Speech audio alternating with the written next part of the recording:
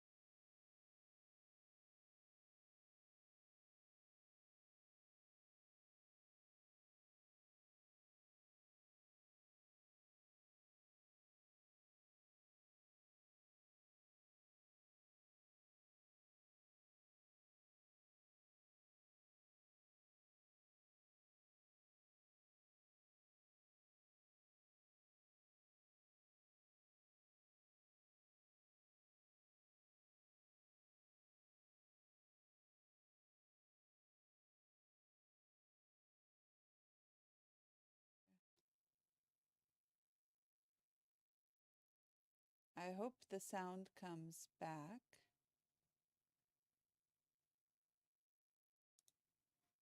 I hope the sound is coming back. Please tell me if you can hear me again.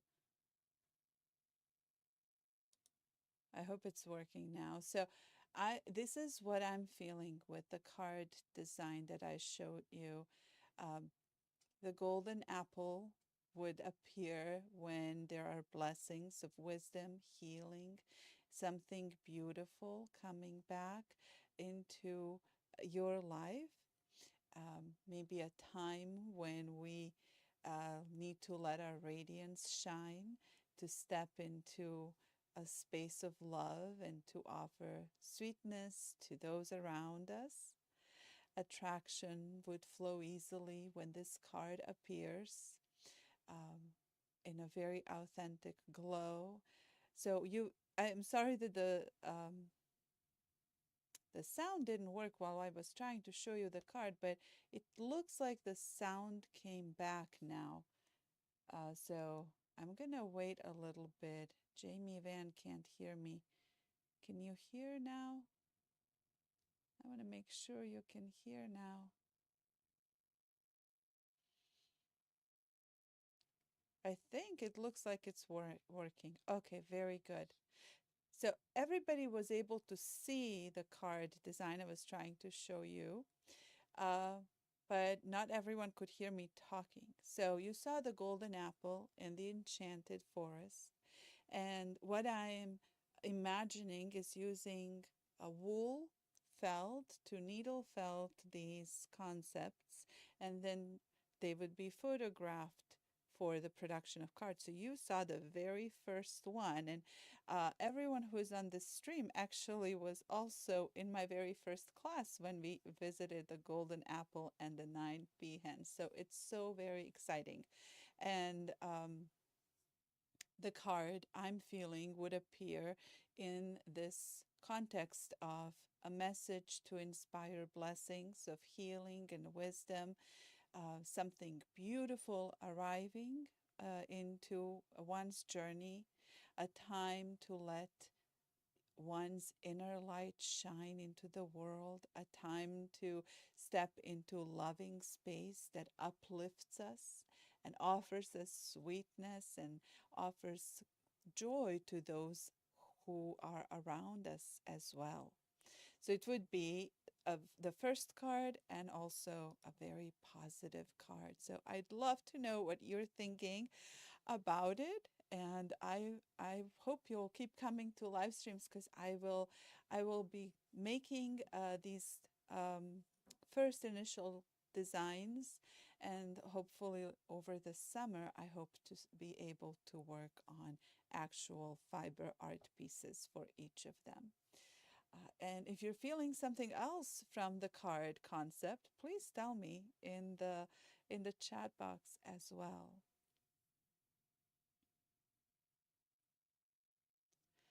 Winter time has finally arrived where we are. It is snow outside and cold, and it's very beautiful. I love that.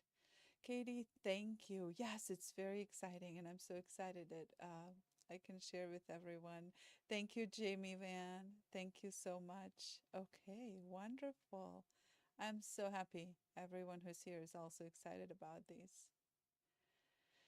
All right, so tonight's chapter in our journey through the enchanted forest this year is for those times when we might feel a little confused, when we might sense that there is something amiss.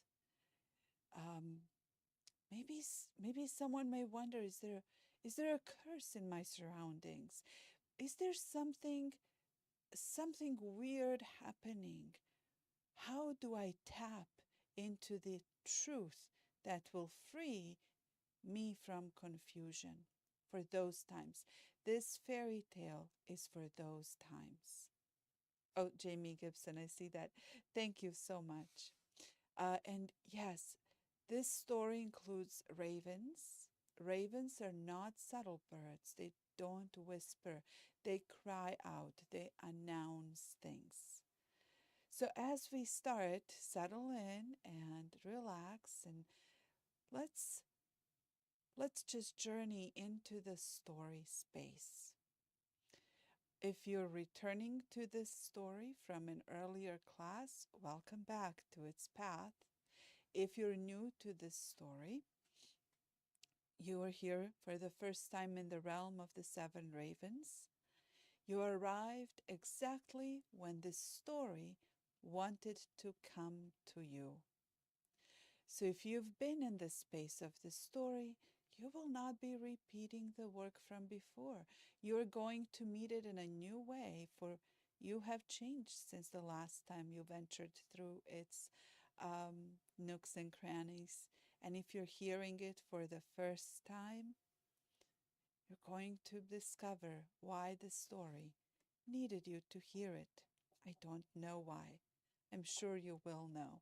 Diana, thank you. I'm so glad you can also hear now. Very good. So every fairy tale has that moment in the story where an event, an encounter, or even a single word changes everything.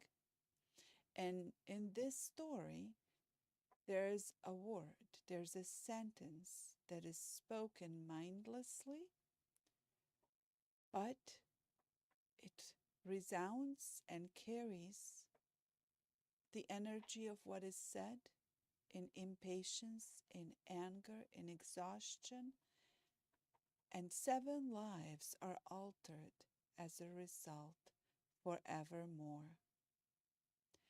This story asks a very difficult question.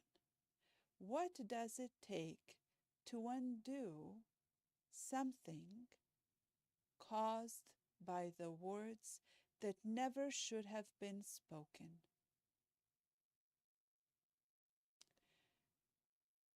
I see this, Diana, in the chat. You had a huge flock of ravens cover an acre of your yard before your heart attack. Wow.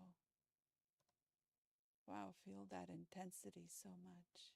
So, in the fairy tale, The 7 Ravens, that I will share with you tonight, a young girl decides to save her 7 brothers from a curse. And the curse was brought upon them in a moment of exhaustion and careless speaking on the part of someone who loved them more than they loved themselves. It's a tale of courage, of strong will, of the power of language and spoken word, and the power of true love. The main heroine in the story is a girl named Bogdanka. The meaning of this name is that she was a gift from God. Bog means God, Dan means given, and Bogdanka was a daughter given to her parents by divine God, goddess, creator. And as you hear the story, you're going to realize why that is her name in the story. She's born to this grief-stricken family of a baker who, in a moment of exhaustion, impatience, and anger, ended up cursing their 7 sons many years ago. And that curse turned their sons into ravens. The parents kept that tragedy a secret from their daughter Bogdanka, but on the cusp of adulthood, she learned about that family curse and decided to save her brothers and restored joy in her family. She will have help from magical beings and from a local witch on her quest. She will learn that she will have to sew and weave and spin and enter a time of silence. She will learn to befriend the nature of ravens and the nature of stinging nettles. She will not give up on her journey of fulfilling this mission. So let's consider ourselves listeners and witnesses to this story. Listen here, listen clear. A story that's older than old comes to us oh so near.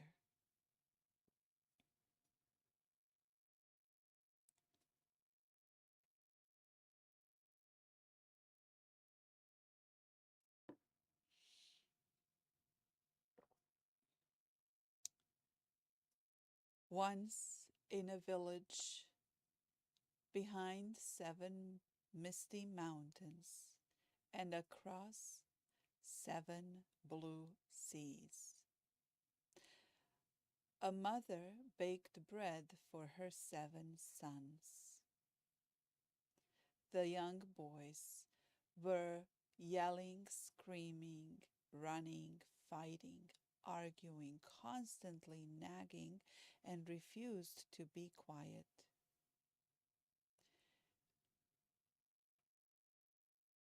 The mother was tired, exhausted, and felt angry and impatient, and in a moment of that exhaustion, she mindlessly shouted, "Stop the yelling! I wish you all would just fly away so I have some peace and quiet." As soon as she said those words, the 7 children, 7 boys, turned into 7 ravens and flew away. Their mother could not recover her joys after this event. She lamented from day to night, from night to day, but it did not help at all. For a long time, mother and father were tormented by grief. After some years had gone by, they were blessed by another child, and a daughter was born to them, and they named her Bogdanka. Their daughter grew up never knowing about her brothers until one day, on the cusp of adulthood, a moment came when she would learn the truth. She grew beautifully, but she always was aware that there was sadness in her mother's eyes. She could not understand. In In one of the rooms of their house there was a chest that Bogdanka was forbidden to ever open. And one day she was very tempted and thought about opening it many times. And finally she couldn't help it, and she just opened the chest. As she lifted the lid of the chest, inside she saw 7 boys' outfits. She asked her parents whose outfits they were. And then her parents realized they would have to tell her about the terrible misfortune that happened to their family years ago.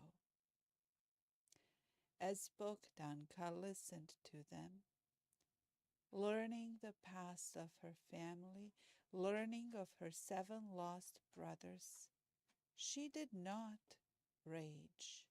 She did not curse them. She decided to find them and bring them home.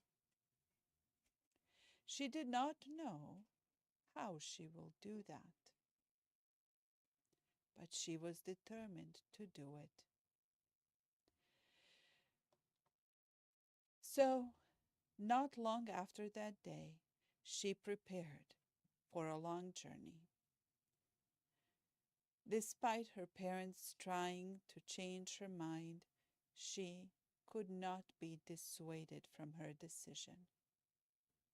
And she set out into the world through the woods.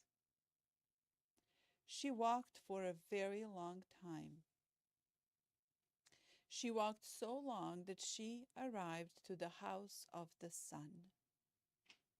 The sun told her where she needs to go to look for her brothers.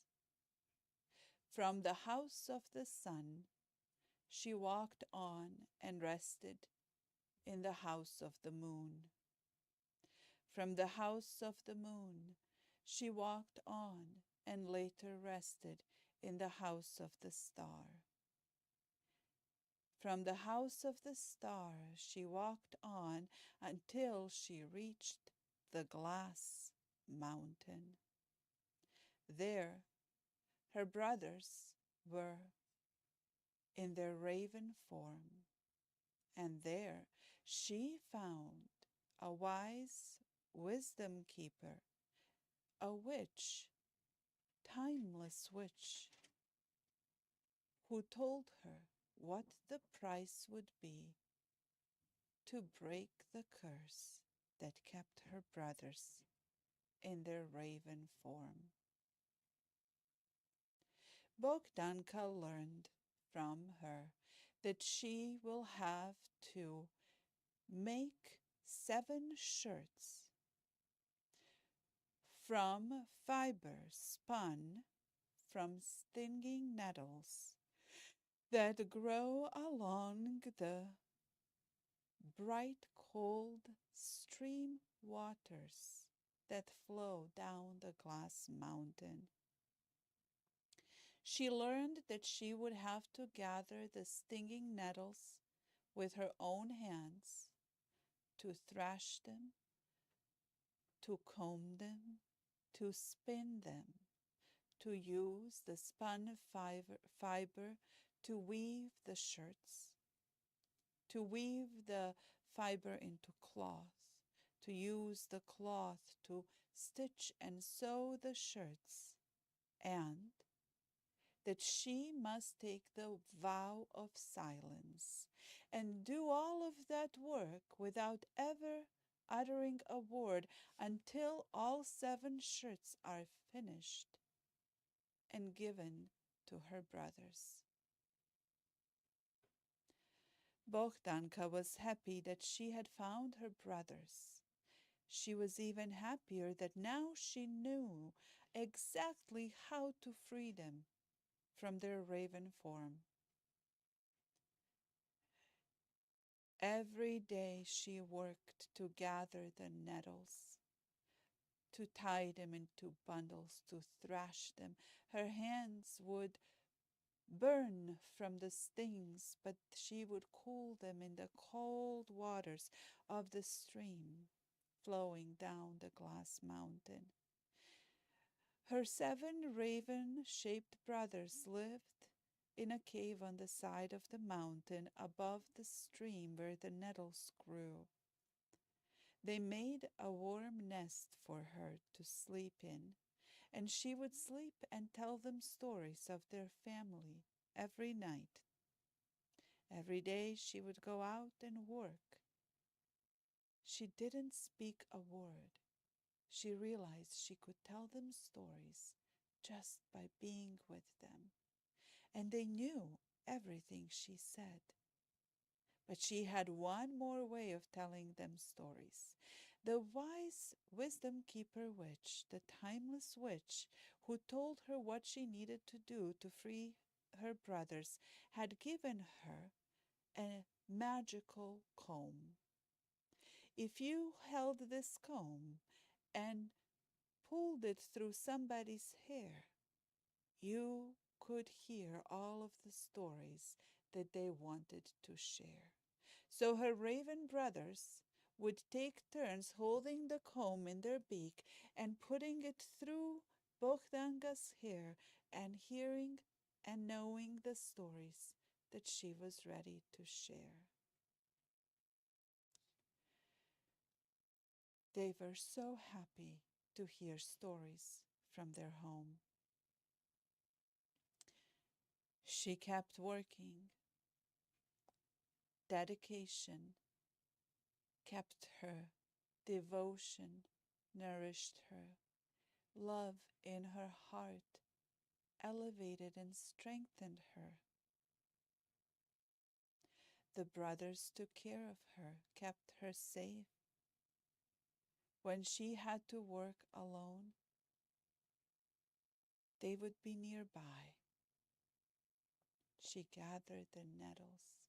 Her skin burned, her hands blistered. She never stopped. Now, that place was not far from the road along which many traveled, and one day the king passed by the cave in a carriage and saw her. He liked Bogdanka immediately and wanted to befriend her, but she would not say a word, which confused him. For days on end he would come and speak to her, and she would give her responses using her hands, using gestures, never saying a word. Days and weeks passed, and the weather started to get colder. By that time, Bogdanka had harvested all of the nettles, tied them into bundles, and she was ready to start spinning them into thread. Seeing how cold it was getting, King managed to convince her to go with him to the castle, to live there. He promised her a room just for her fiber, a spinning wheel, and time where she could work.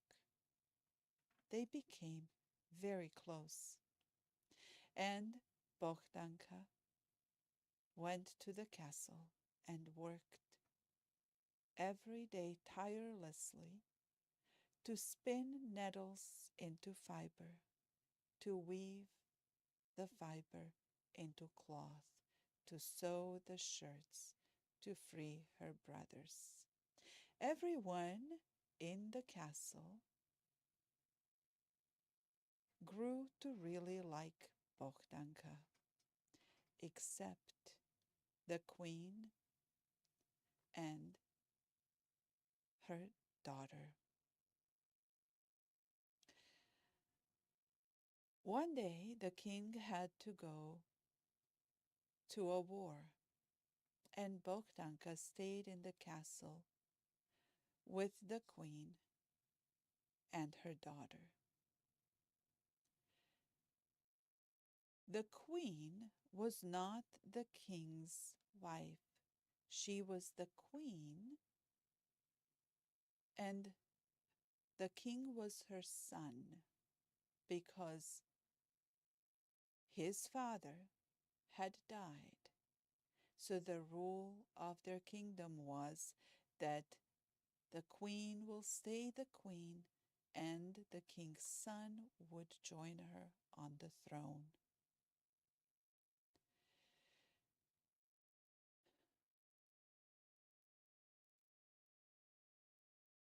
While Bogdanka lived in the castle, she became very close with the king. And when he had returned, he decided to marry her. There was nothing the queen could do to dissuade him from marrying Bogdanka.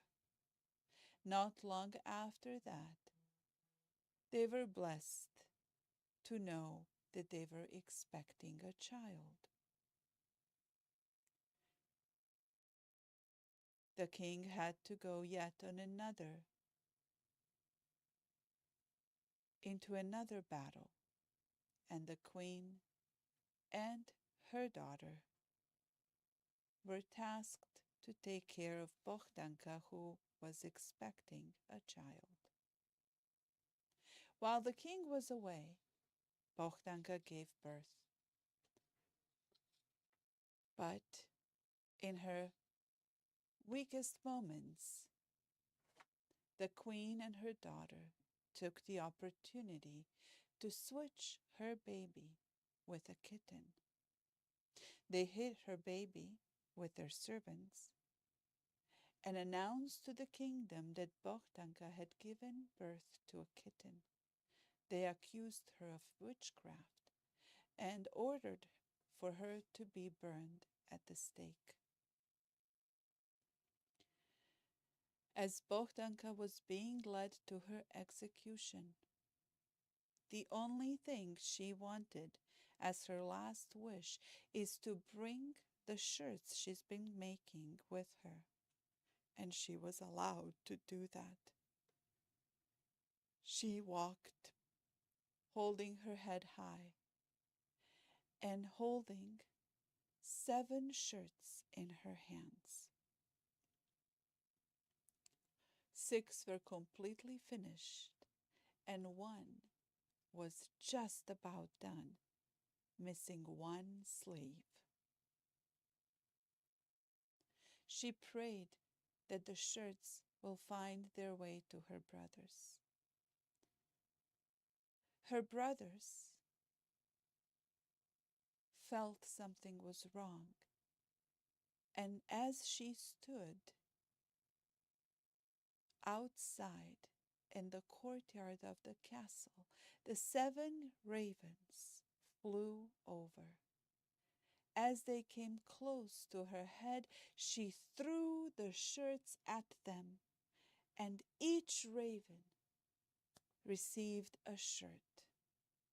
The brothers transformed from their raven forms into their human form. The 7th brother, who received the shirt with a missing sleeve, still had wing feathers on his shoulder of 1 arm. The curse was broken, but not forgotten. At the same time, as the queen and her daughter were yelling for the flames to be set below Bogdanka's feet, King rode in through the gates of the castle, followed by the wisdom keeper Timeless Witch from the Glass Mountain, and ordered the execution to stop. Bogdanka's story was not known fully even to her. Ravens brought the enchanted comb that Bogdanka left behind.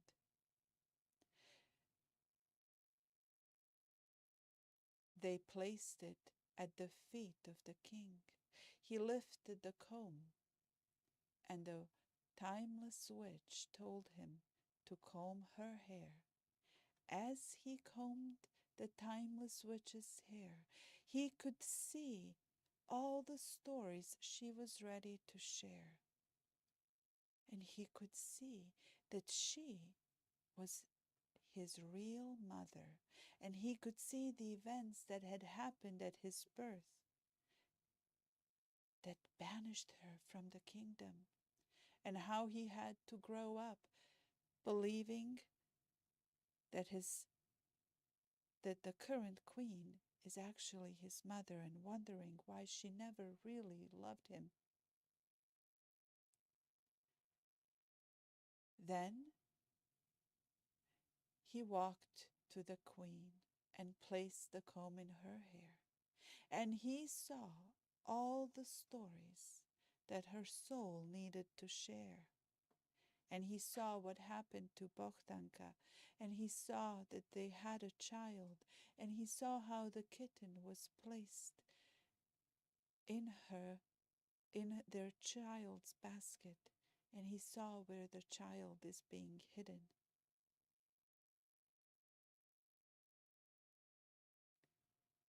And he ordered everyone to leave.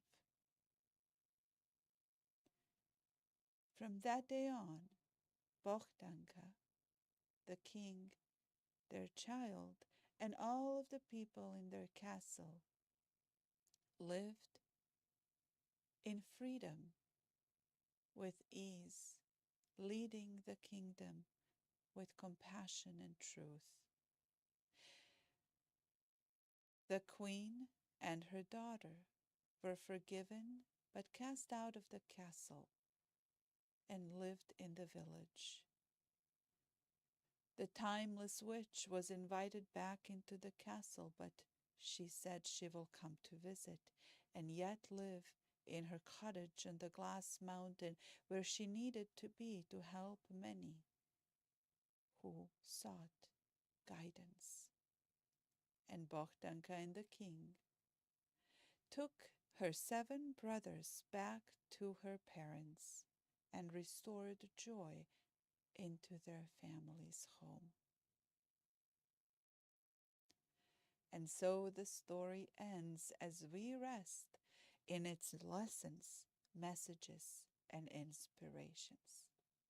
I'm going to pause here to let you add a few things to the chat box, things that stand out to you, things that might be jumping out in your mind as you listen, and we'll talk.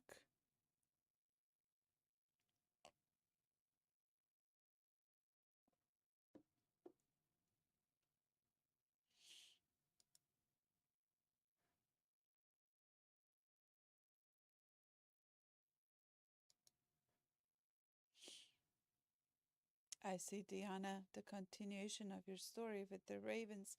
What a powerful message.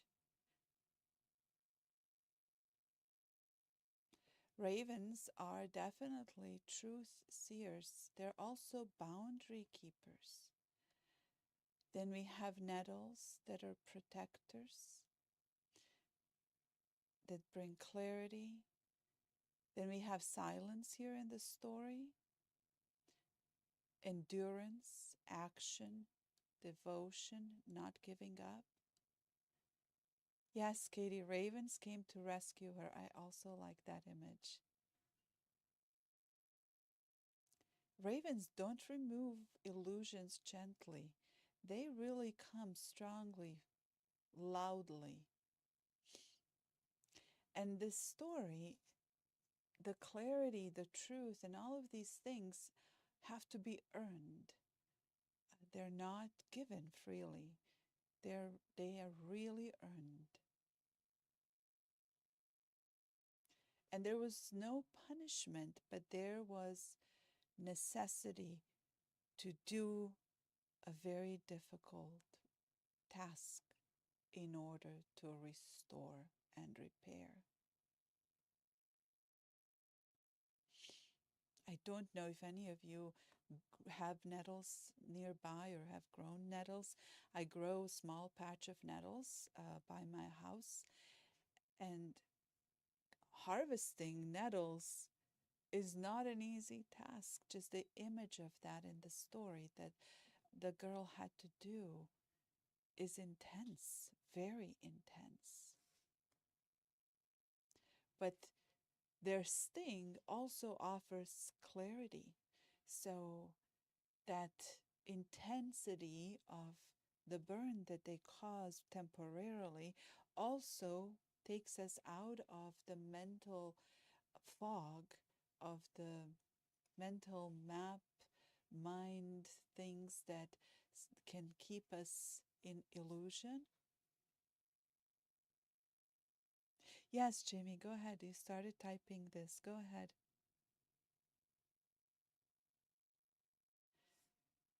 Yeah, I love how ravens also brought that comb back and helped truth to be seen.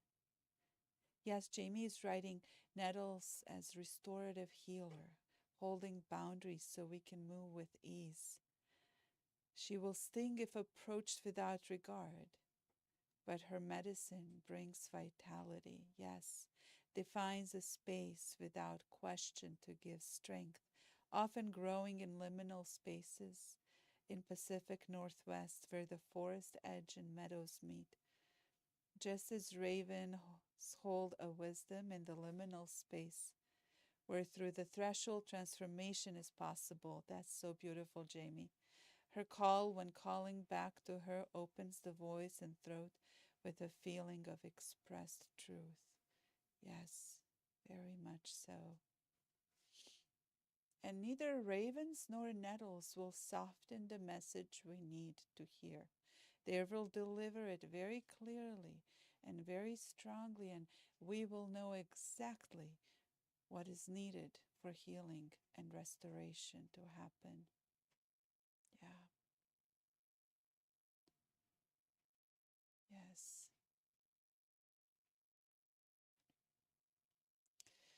So, nettles in old stories are very much of protection, of strength, of boundary. There are places around the world where dried nettles would hang in doorways to keep out enchantment that's malevolent. Yes, clear and strong, not missed. Sharpness is not missed. Yes, Jamie, very much so. Nettles are also brewed as spring tonic, and um, you can prepare infusions. They restore not just clarity, they also restore strength. They're an excellent restorative tonic herb. They're also very nourishing. Including them in your spring meals, if you have access to fresh nettles, is probably one of the most overlooked nutrition nutritional ways to use them. You can use them in scrambled eggs, for example, if you like that. You can put them into rice. You can put them in as fillings into baked goods. You can use them instead of spinach in some ways. You can make a restorative soup with them. If you have a way to include fresh nettles in early spring in your nutritious meals, you're going to really, really love that. Yes, Katie, nettle infused vinegar. Yeah, I have never infused them in vinegar, but that's a great way to access their medicine and their nourishment as well. Yeah. They banish fear, they banish confusion, they banish weakness. Yes, very much so. I'm also reminded in Norse mythology, Odin has two ravens, and he sends those two ravens. One is named after thoughts and one after memory, and they fly the world and return to him with truth and knowledge from everything that they see and hear as they fly around the worlds of the Yggdrasil tree. In Celtic lore, Raven goes with Morgan as a protector and a bringer of warnings. And then in Slavic tales, like the seven ravens that I told you tonight, ravens will appear as guides through the forest. They also may appear as relatives and kin who had who are carrying a family curse that they can that can be restored or broken or freed from. So that's exactly what we see in this fairy tale. And then when we put together raven and nettles, we can see how clarity and truth are not always comfortable. They can sting, but they will also guard the threshold and guide and show us the way to free and heal and restore good things in our lives and in the lives of our whole family, our lineage, back into the past, into the present, and into the future for our future children and grandchildren. So much powerful imagery and such inspirations in this story. I hope you're feeling their intensity too. Yeah. And then the glass mountain. Don't forget the glass mountain. I just love the image of that glass mountain and the cave on the side of the mountain and the ravens brothers living there, nettles growing along the stream that's very cold and clear. So the girl is working in silence, harvesting these nettles, constantly having more and more clarity about what she's doing. And then she puts her arms into this cold water that washes down the mountain and heals and calms the burn and cools her hands so she can keep working, giving her clarity and strength and support that is needed. There's no confusion there. There's strength and support to endure the process. And there is such powerful love and devotion that makes it all possible.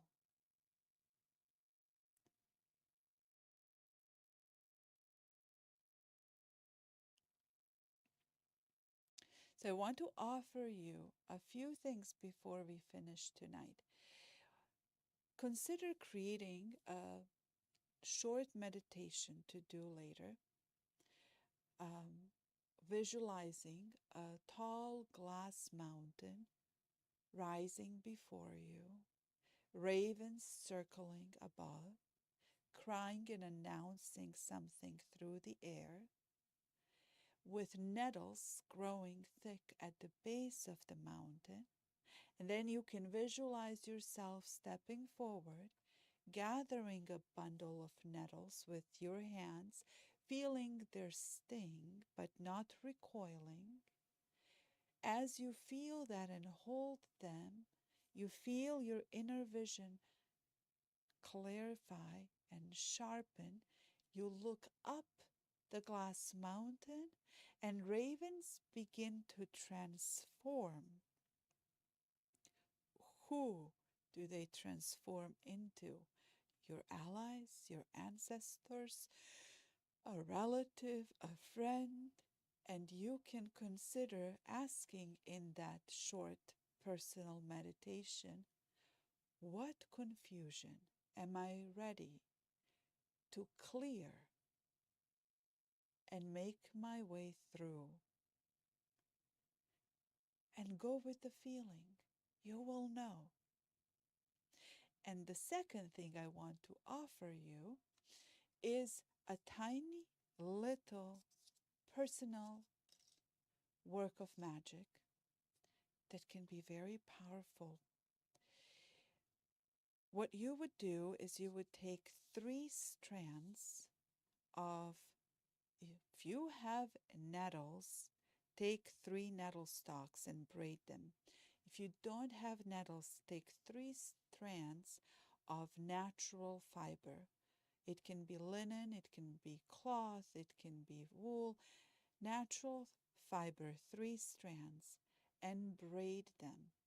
As you braid them, have the intention of braiding into those strands that which needs to be released, healed, and removed.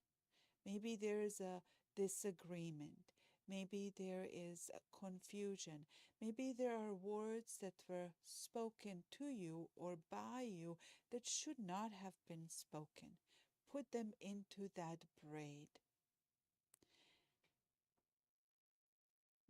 Maybe say in your own words something like raven's wing and nettle sting. Release me and bring protection from this thing. Something to that effect in your own words. And then take it outside when you have a small fire going and put that braid into that fire and feel that confusion or that error being released, dissipated, erased into the smoke, and balance and clarity restored. If you're wondering, I didn't take notes, the live stream recording will stay on in this playlist so you can come back to it if it comes to your mind. I wish I could remember how to do that, and you can come back to it and maybe take notes. Should a raven bring you a message that it might be helpful someday for you? All right, so here we have nettles, ravens, glass mountain, storm gray sky, and a concept for the second card or the second illustration. And I want to share that with you tonight since you heard the whole story. You're not, I'm, maybe we're going to lose sound like we did earlier. So I'm not going to say anything. I'm just going to show you the picture. Then I'll take it away and then I'll tell you about it.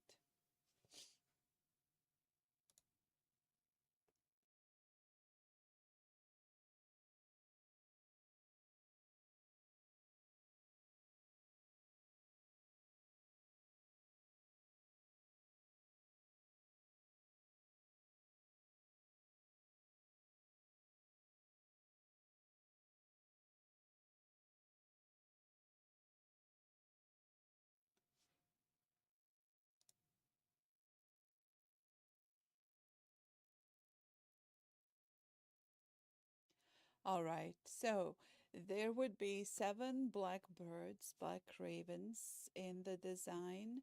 There would be a glass mountain and a stormy gray sky in the background. And one of the ravens would still have an arm under the wing, reminding us of the truth being there.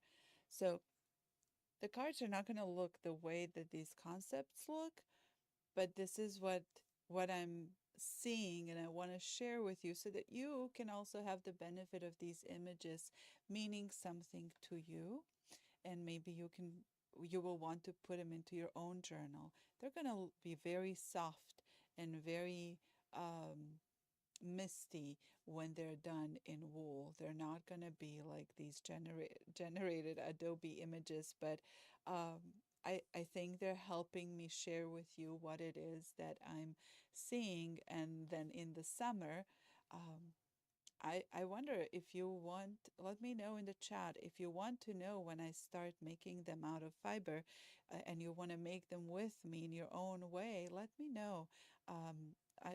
We might be able to do that in the summer. That would be fun. I don't know how many people are interested in learning how to use felt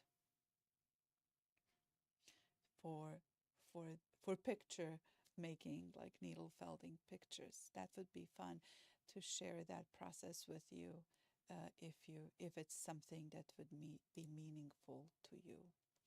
I'm thinking this image would carry the protection, the energy of truth being revealed with that arm instead of the wing, curses being broken, confusion being cleared, um, truth being revealed with clarity and strength.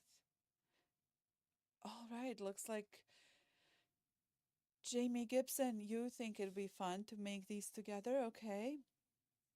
Jamie Van, you also would love. Okay, so if we have a few of us, I'm sure there will be more. I'm gonna make sure to let you know when I get to that in the summer, and uh, maybe we will all do this together.